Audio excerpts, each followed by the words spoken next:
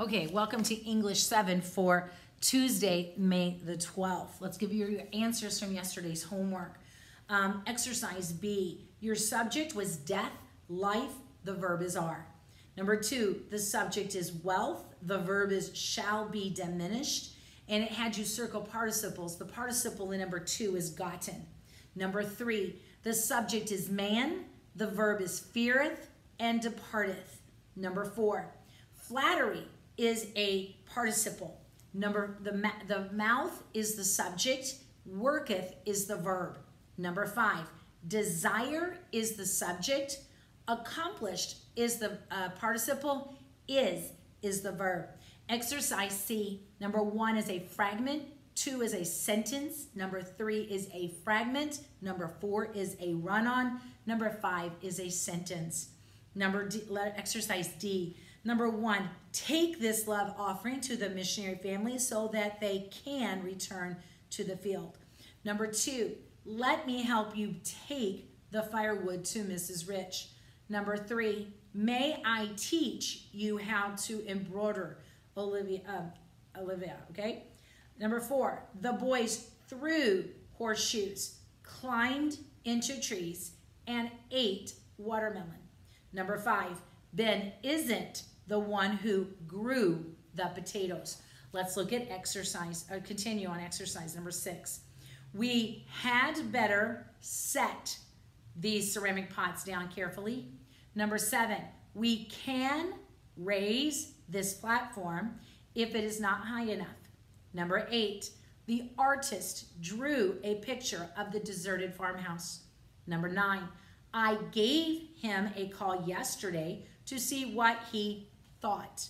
Number 10, the trapper dragged his furs into the buyer's agent's office. Exercise E, let's look at these together. We're going to cross out the incorrect, cross out, and circle the correct one. That's what we've done all year. We're looking at subject-verb agreement. They have to agree in number and in gender. A hurricane with accompanying smaller storms is or are sweeping across Florida. Well, with accompanying smaller storms is a what? Prepositional phrase. So hurricane is sweeping. Number 2, Gilbert and Sullivan were writers of the operettas in the 19th century. All of the rugs and furniture in the hallway was or were destroyed by the fire. Take out your prepositional phrases. Of rugs and furniture in the hallway and by fire. So now we have all was or all were. All were. Number 4, there goes or go all my chances to be in the school play. There go all my chances. All is the subject, okay?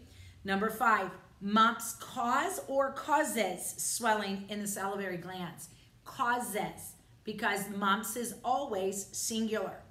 Neither the orchestra members nor the conductor. Which one do I use? Neither nor says use the subject closest to the verb. So in this case, that is conductor has ever performed this symphony before. Success in your classes depends or depend upon your ability to finish your work. That is so true. Okay, what's the answer? Depends, because success depends, not classes. Classes is the object of the preposition. Look at letter F. Charles I gave Lord Baltimore a grant of approximately 10 million acres in America. Okay, first, find your prepositional phrases. Okay, first prepositional phrase is of approximately 10 million acres. Since acres is the last word in that prepositional phrase, what is acres? The object of a preposition. Another prepositional phrase is in America. Since America is the last word of that prepositional phrase, America is the object of a preposition. Now go back to the rest of the sentence. Charles I gave Lord Baltimore a grant. What's the verb? Gave. Who gave? Charles I. Charles I is our subject.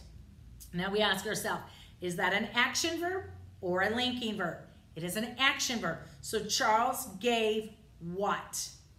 Charles gave grant. Grant is our direct object.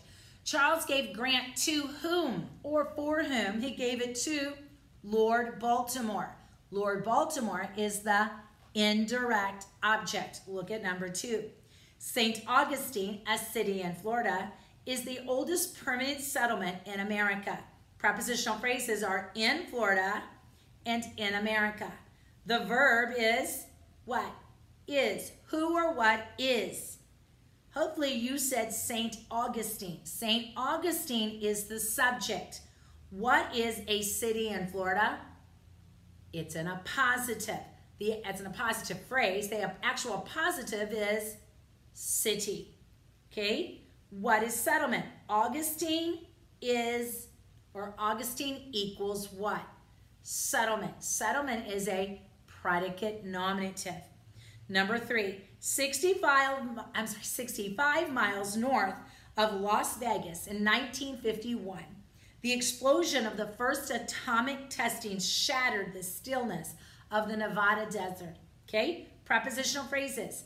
Of Las Vegas. So Las Vegas is the object of a preposition. In 1951, of the first atomic testing, okay, and of the Nevada desert. So desert is a object of a preposition, okay? Our verb is shattered. Who or what shattered? Explosion. Explosion shattered what? Stillness. So stillness is the direct object. Number 4, Neil Armstrong was the first man to walk on the moon.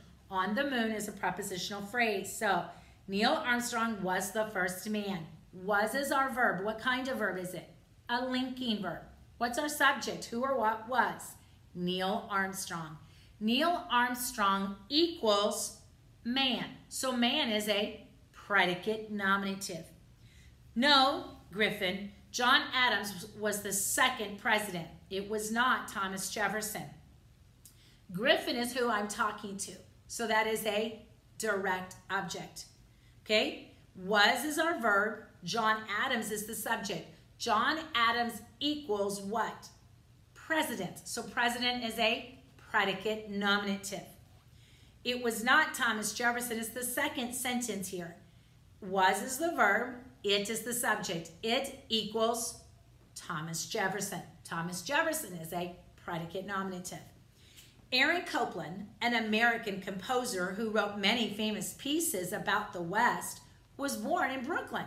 Okay, prepositional phrases are about the West in Brooklyn. Now, what is the verb? Aaron Copland, an American composer who wrote many famous pieces about the West, was born in Brooklyn. Was is the verb. If you said wrote, that's the verb of our clause, okay? We'll come back to that in a second. Who or what was? Aaron Copland. Aaron Copland is the subject. What is composer? It's in a positive. It clarifies which Aaron Copland I am talking about, the American composer, okay? Pieces, what is pieces? Well, if you look there, you have a relative pronoun. Remember that? Relative pronouns, who, whose, whom, which, and that. Okay, those are our relative pronouns. They introduce dependent clauses. So who wrote many famous pieces about the West? That's a clause. So the verb is wrote. Who or what wrote? Who. Who wrote what? Pieces. Pieces is the direct object of our clause. Number 7. The attack on Fort Sumner by Southern artillery started the Civil War. Let's find our prepositional phrases. On Fort Sumner by Southern artillery. So what is artillery? It's the object of a preposition. The attack started the Civil War. Who or what is the verb? Started.